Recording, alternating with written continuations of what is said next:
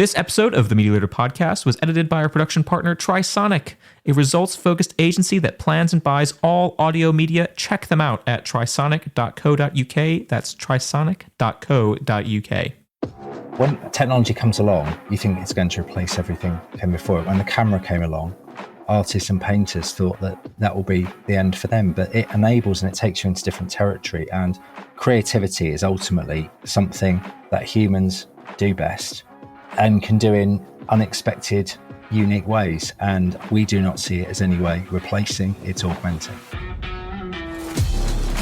Welcome to the Media Leader podcast. I'm Jack Benjamin. Last month, we reported that ITV had launched 2 new ads that were created primarily with the use of generative AI. The ads, which were made for new-to-TV small businesses Travel House and Sheepbridge Interiors, feature AI-generated imagery and were created by augmenting ITV Commercial's normal creative process by using licensed generative AI image and video tools alongside ITV's in-house voiceover artists. The result received a lot of attention. Editor-in-Chief Omar Oakes and I discussed the story previously on another episode of the podcast, which you can go listen to. We questioned whether this was a positive development for TV advertising, even as ITV has said the process could help democratize the medium for smaller brands who normally can't afford creative budgets for TV advertising. But are the ads effective enough? Are there other ways to democratize TV advertising? What might be the knock-on effects for creative industry workers? And what if everyone wants in on these ads and it leads to sameness in TV advertising? I wanted to ask these questions to the men leading the AI initiative at ITV. Jason Spencer is Business Development Director at ITV, while Alan Hall is the Creative Production Lead at ITV. Both had a direct hand in the creation of these new AI ads, and we sat down to talk about whether they are ushering in the future of TV advertising. This is our conversation. I hope you enjoy. Jason Spencer and Alan Hall, welcome both to the show. Thanks for having us. Yeah, thank you.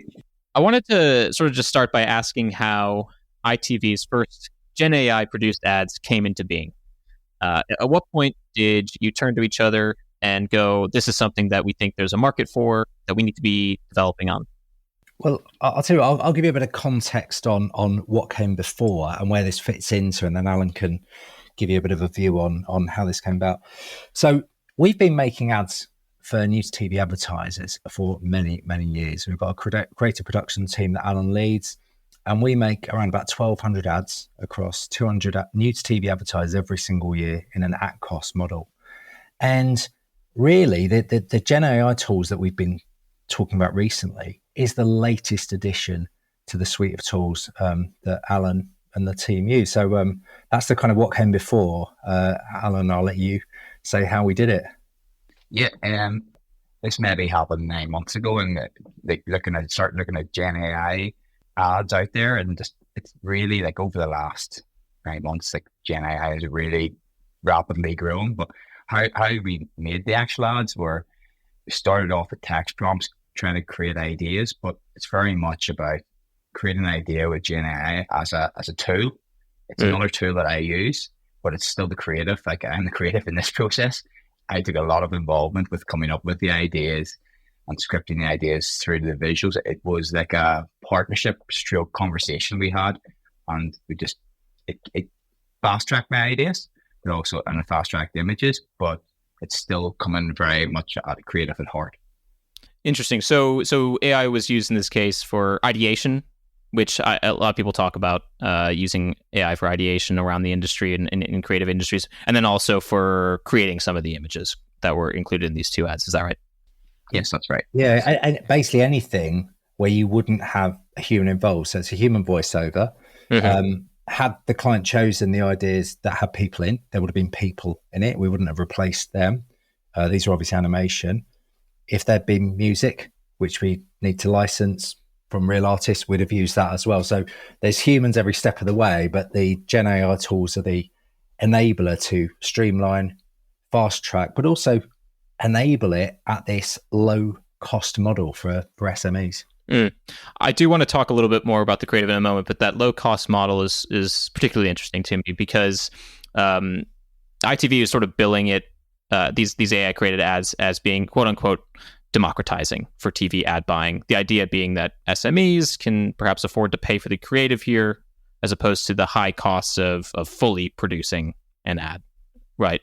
ballpark, I mean, how much cheaper are we necessarily talking about? Like, how much does this actually open things up? Well, all right. So obviously we've got, these are all under license, just to be clear. Every bit of software that we use, we have a license for as ITV. But if the ads that we have been, the 1,200 ads that we've been making are typically in the region of £500 up to £5,000, depending on what the requirements are. And there are any number of different types and styles of ads in there, which are all available to see on ITV Media, if you so chose. In terms of the cost of this, well, we will be looking at most likely a kind of fixed cost model, which we'll be putting onto ITV Media very soon, but based on some quite key criteria, around SMEs and around new to TV brands, because, the really important thing here is there is loads of great talent in the industry who are making amazing ads. And this is just an addition to that to enable some of the brands who are starting on TV, who don't necessarily have the media budgets or the budgets for creative to enable them, who would otherwise simply not go on TV. This enables them to take that first step on the journey, and using people like Alan and humans as part of this process as well. It's just enabled by Gen AI. There's a pretty popular logic, I feel like, in advertising, which is sort of like, you get what you pay for, right? The ad industry sort of likes to use this motto fairly often. What would you say to the advertisers, be they SMEs or even otherwise, that might be put off by buying cheaper ads made using Gen AI, even if it makes TV advertising more affordable for them? It's a very interesting question you raise, because every single established advertiser who is now leading their market at one stage was a news TV advertiser who dipped their toe in the water, who maybe did a small regional test, who wasn't sure if it would work, who actually had gone to the CEO or CFO and said, I think this will work. Give me a relatively small budget. I'll test it, learn and scale.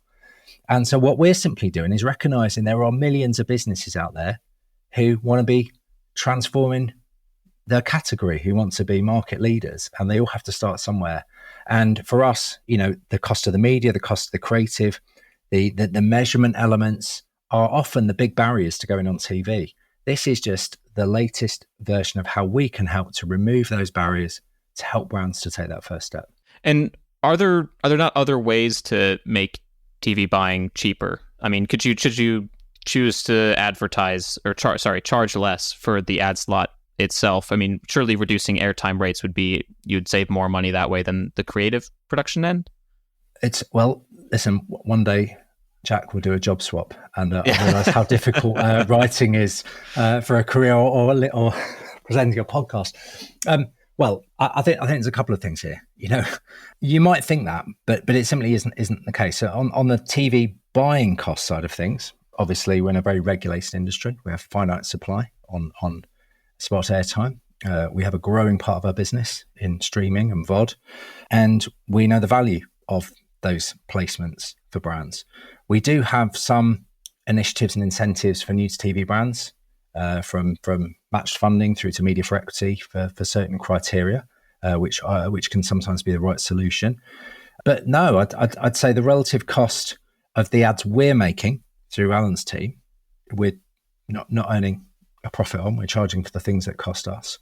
But this is in a very different part of the market to all the great creative agencies out there making lovely ads. So we think the two can coexist.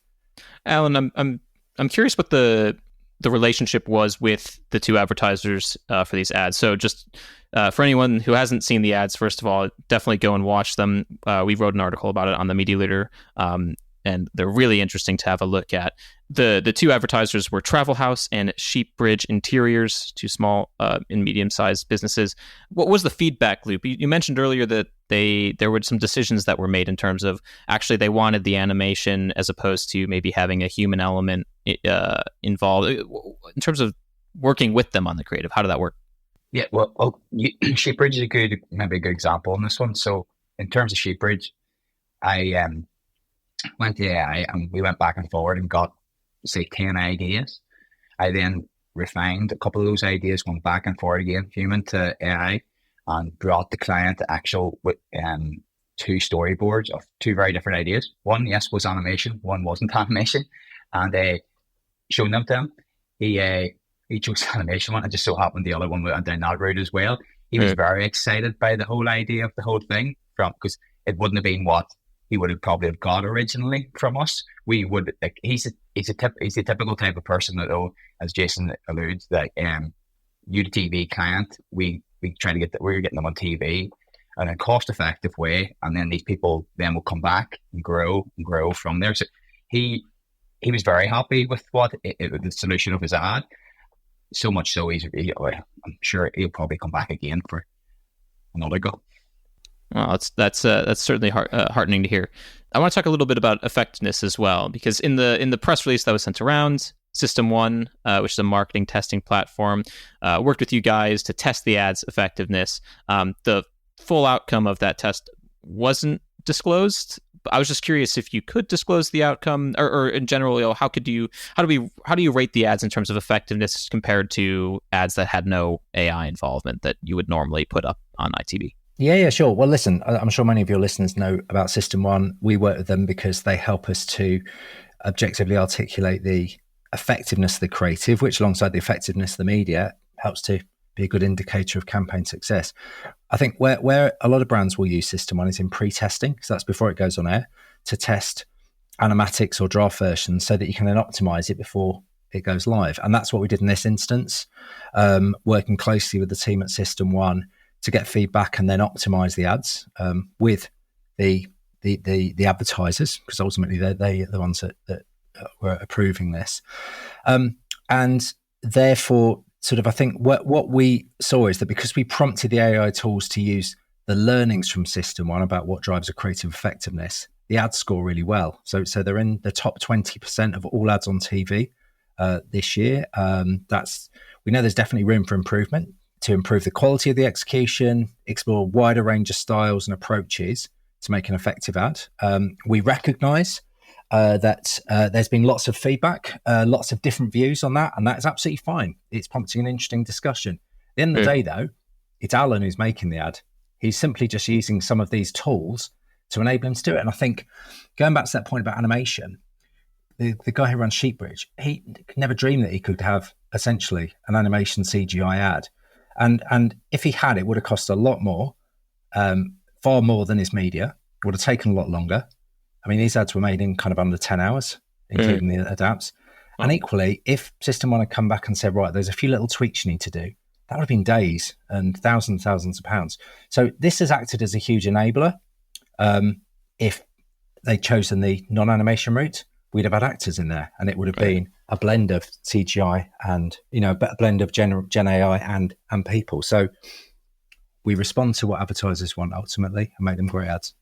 So it's really interesting. So you basically were able to optimize the ad to what System One says is most effective. That's essentially what I'm hearing?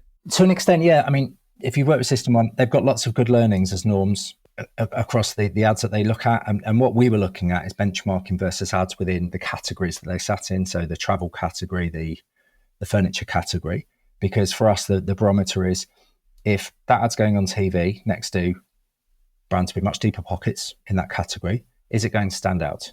Is it going to enable that new to TV brand to feel like he can stand shoulder to shoulder with that brand, compete, stay in people's memories, get people to go and shop with them?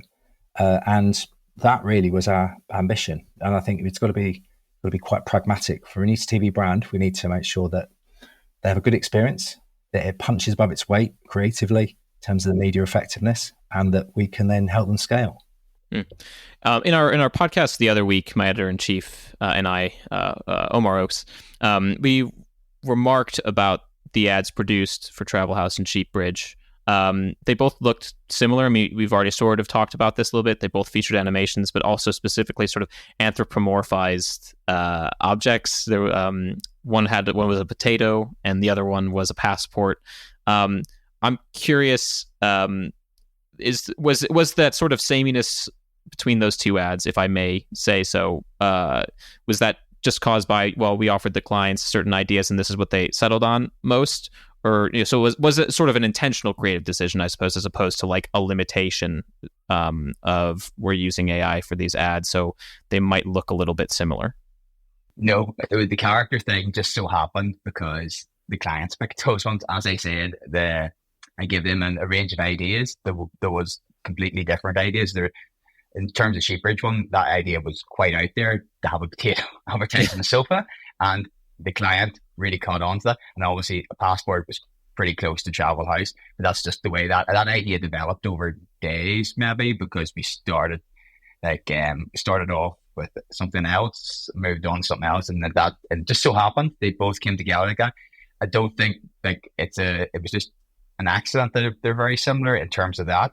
Styling wise, I wouldn't say they're exactly. I know their eyes and their face or something, but I just think that one's a certain style, a flatter style, and one's more nearly a 3D sort of ranging of a style. I should be clear. I'm not a ad creative reviewer.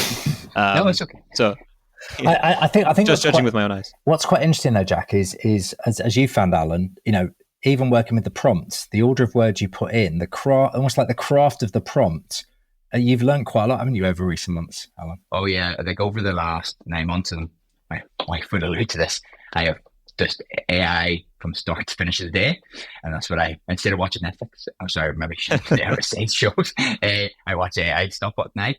But yeah, the prompting, if you do, like at the start of a prompt, if you put certain words in there and put other words at the end, those words at the start will be what it feeds off more. So if you really want to change an image, you just need to move those words around, maybe take a different angle. It's not I'm not saying it's scientific, but like you just keep trial. You keep trying new things, and even with those images, I kept trying new things for the image, and you'd maybe generate 10 different images before you get the image you want. Same thing with the videos. You do try 10 different ways of making things move. Sometimes maybe you take the prompt back quite a bit instead of a long prompt, because long prompt sometimes confuses the whole thing. Just you're talking to, well, technically you're talking to a computer. You want to less is more in some cases. Yeah. So what are some of the other learnings you've had in terms of if you were speaking to other creative production leads right now about best practice? What are some of the things that you've learned over the past 9 months? I'd say you need to get, it's like any other time I've done stuff within the design world.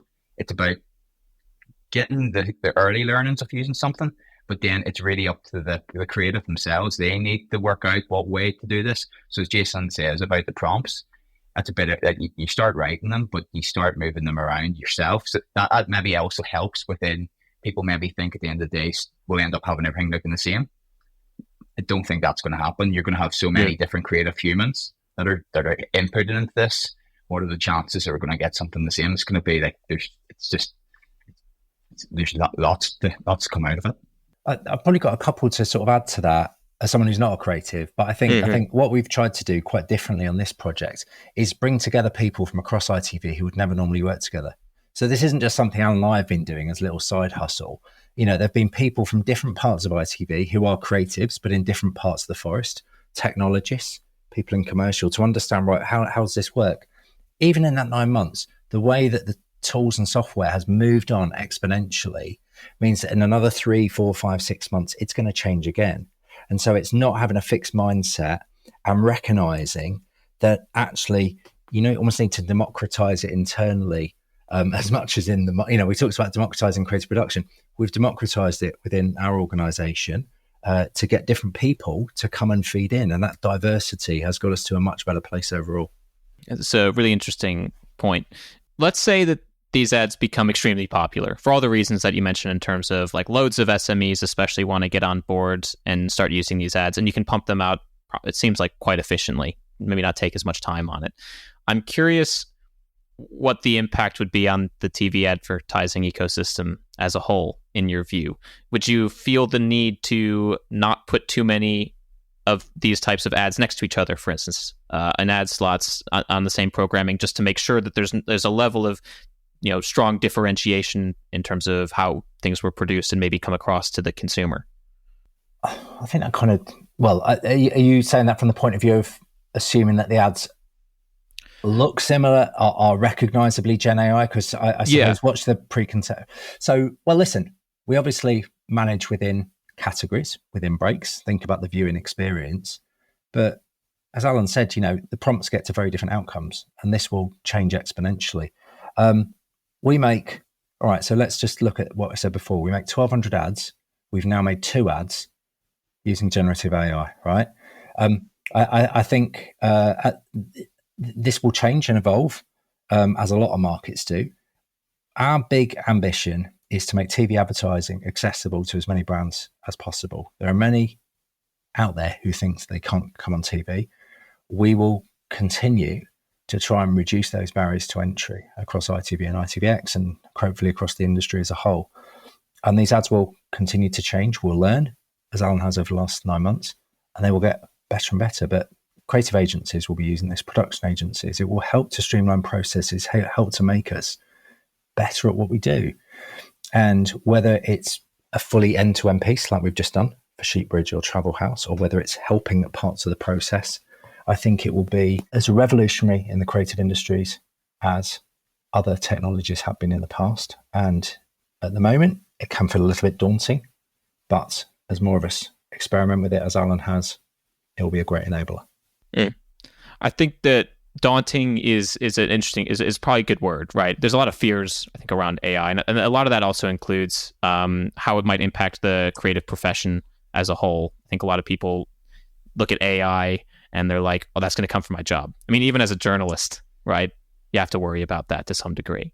Is there any concern on your end? I mean, I know from talking to you, Alan, that you were very much central to using AI, but is there any concern that because of just how efficient the process becomes, that the human element becomes less important, that there could be redundancy, maybe not at ITV, but certainly at other production companies, right?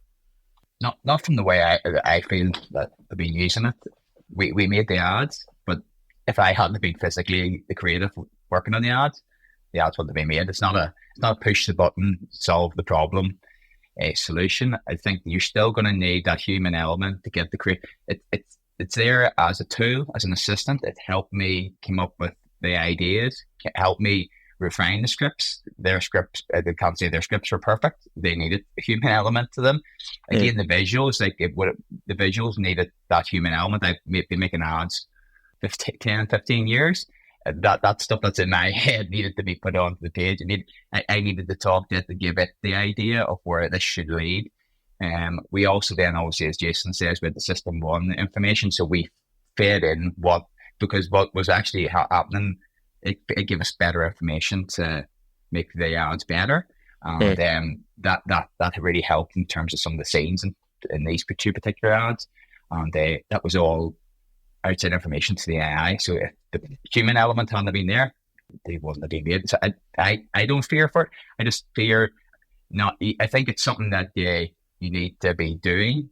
It's another, as we keep going saying, it's another tool. So it's like picking up a camera, learning how to use a camera for the first time. It's just something that I've learned that I've now can add to my CV moving forward. I can use, and if needed to do an ad, I will call upon Gen AI to help me the same way as if I need to go film something, I'll go use my camera to film something, or if I need to take a photo for something, or I need to go to any other programs that I use, just to I find the best solution for the outcome. I think, when technology comes along, you think it's going to replace everything came before it. When the camera came along, artists and painters thought that will be the end for them, but it enables and it takes you into different territory. And creativity is ultimately something that humans do best and can do in unexpected, unique ways. And I think this is just a tool to liberate and enable even more so. And hopefully across the industry, everyone sees it as that.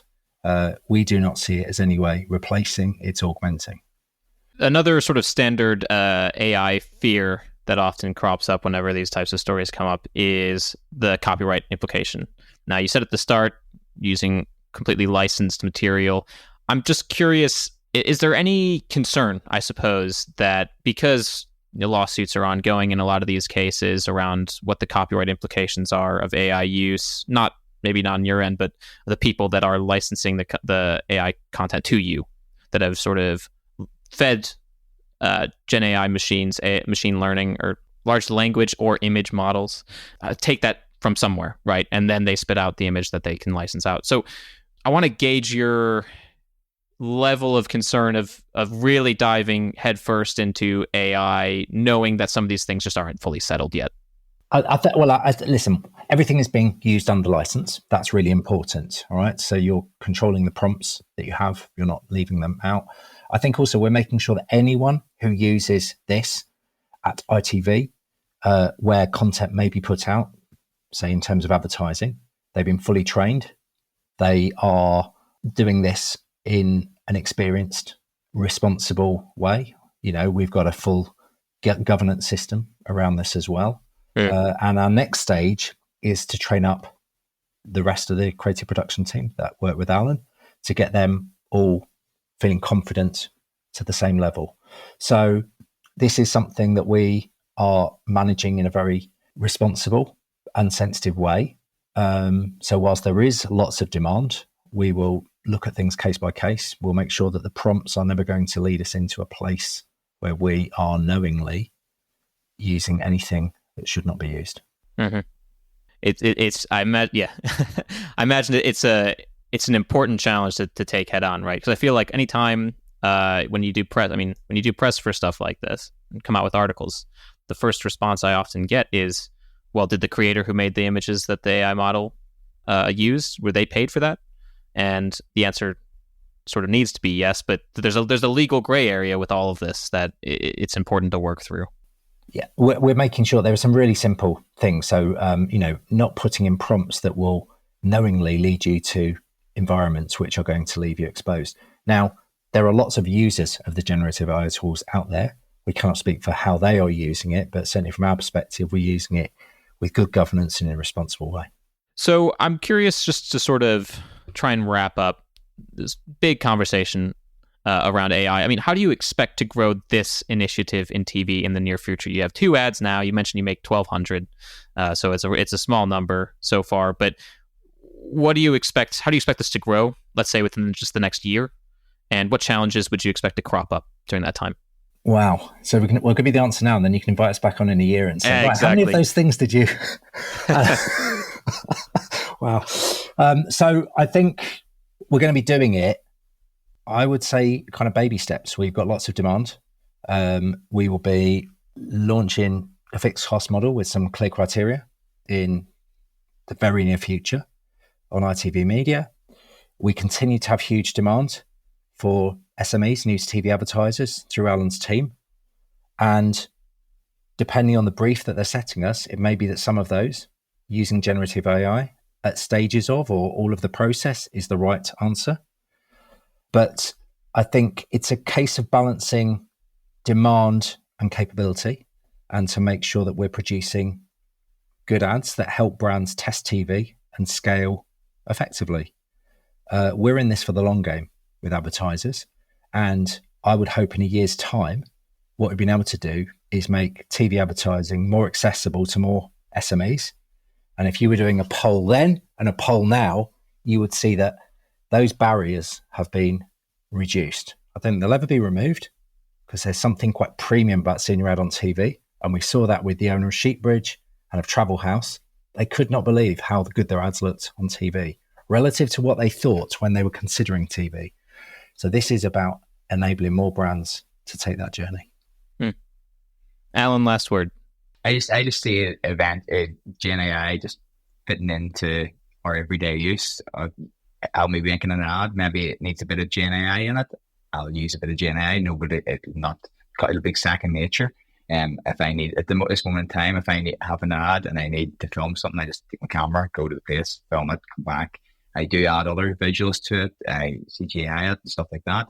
I just think Gen AI will be, I need this scene. I need such bit of information on that scene. It'll be Gen AI. But I think, in a year's time, I just find it'll be there as in the background as a tool that I'll be wanting to use. What's strange today might become very normal tomorrow, right? Yeah. Well, thank you guys both so much. Really fascinating discussion. And Jason, I might have to take you up on that. We'll check in maybe in a year's time. Careful what you wish for. Thank you for listening to the Media Leader podcast. This episode was edited by our production partners, Trisonic. You can find and listen to all our episodes on our website at themedialeader.co.uk or wherever you get your podcasts. But just remember, please do subscribe to be notified when we release our next episode. From all of us at The Media Leader, I'm editor Omar Oakes. Our executive producer is Jack Benjamin. See you next time.